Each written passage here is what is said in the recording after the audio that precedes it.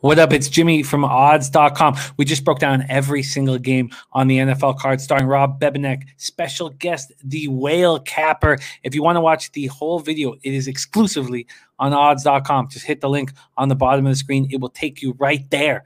Okay, we're going to move on to the next spot. Steelers, Jaguars. 76 Fahrenheit, 12 miles per hour in Jacksonville. Steelers 9-0. Never said that before in the history of that franchise. Jaguars 1-8, 1-3 at home. I thought that Jaguars team total under was a gift last Tuesday. Gave it out 19.5 on the show. Bet it a couple hours later at 18.5. On Sunday, it was down to 16.5. And, Keelan Cole didn't return that punt 91 yards. I probably would have cashed it. But, man, did the Packers look bad. And we'll get into that.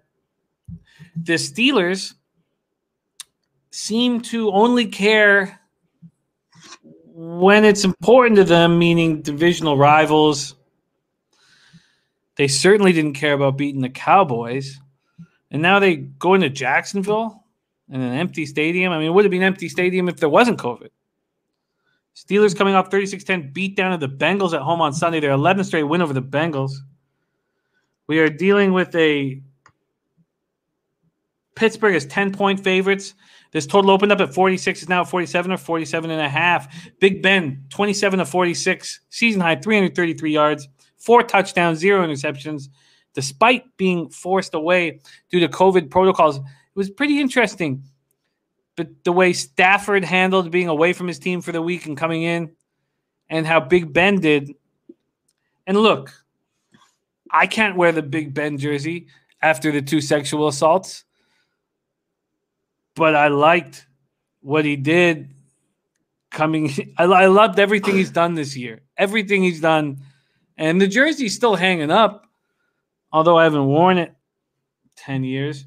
Deontay Johnson caught 6 passes for 116 yards, 1 touchdown. Juju, 9 passes for 77 yards.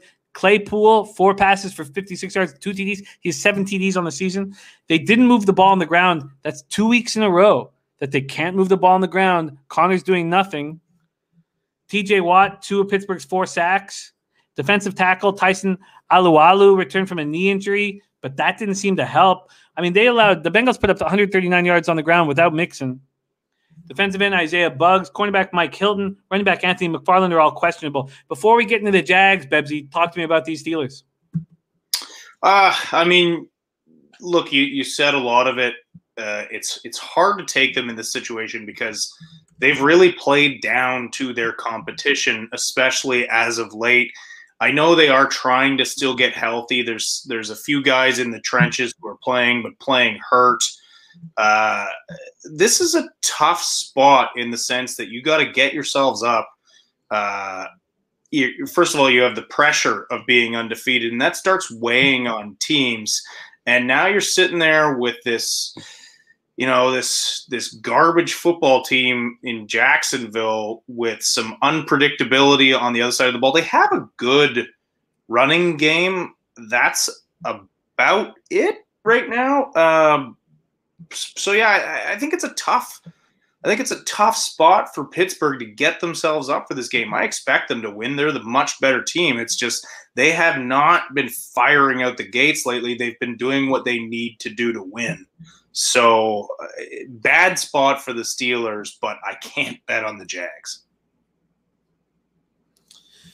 Yeah, that's well put. Let's talk about those Jags. Lost their 8th straight game, 24-20 Green Bay. Led 2017 early in the 4th quarter. Luton, 18 for 35, 169 yards, 1 touchdown, 1 interception. James Robinson looked very good.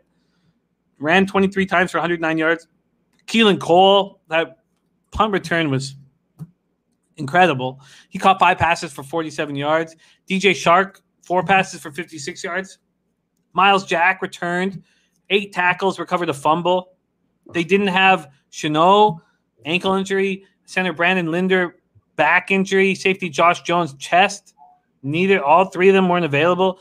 Jones went on injured reserve. The other 2 remain questionable.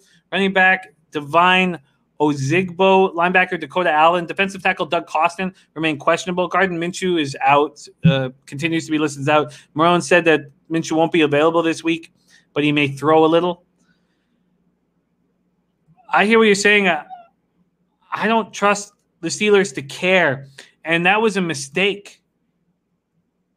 Reality of life. You're right. Yeah, he wasn't convicted of anything.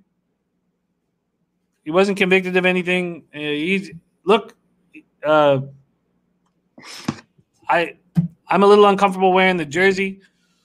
I don't think like what happened, over 10 years ago, that I will be yelled at on the street when I do. But look, he's I don't know what to say. Reality of life. I'm just saying. I like everything that he's done this year. I like the way he came off of not being around the team. I like everything he said in the press. He's happily married. He's raising a family. But, there were a couple of issues. I'm not the judge or the jury.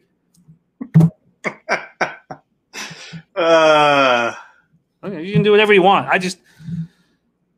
I was given a gift of a Roethlisberger, a Big Ben jersey. I like the Steelers. And the person, the beautiful woman who gave me the jersey did not know the stories behind them. It is what it is, Mark Hunkefer says, now Aaron Hernandez was trash. Look, I used to write all my emails as if I was Aaron Hernandez to everybody, and it annoyed everybody. They were all emails from prison. Let's not get into that. Steelers, Jags. I think you nailed it by saying you don't want the Steelers in this spot. There's no way you can bet on the Jags. What do you think of this total at 47.5? Again, the way that the Steelers have come out flat against bad teams, and frankly, the Jags just aren't capable of putting up points. This, again, it looks like an under spot for me. Again, I don't want to jump on it because, look, this Steelers team, they are more than capable of lighting up the scoreboard. We know that. It's just if they're going to come out firing, and lately they haven't. Again, the pressure of being undefeated at this stage in the season is hard, even when you're playing a garbage team like the Jags. I'll tell you something, though. I'm going to be looking at that Luton rush prop again because my logic was sound. The only reason I think that didn't happen is because, look, they were in that game for the whole game. He wasn't playing desperate. He was dishing. It was sound logic. I'm happy I made that bet. I would not be shy to jump on it again this week when we see if it comes out. I feel you. Fernando Encisa says wearing a FUBU jersey is safer. And I wrote that in the comment section. I wrote that I'm comfortable wearing FUBU and cross colors, and it was deleted by the Google moderator team for some reason. I don't know why. Maybe okay. Let's just move past this.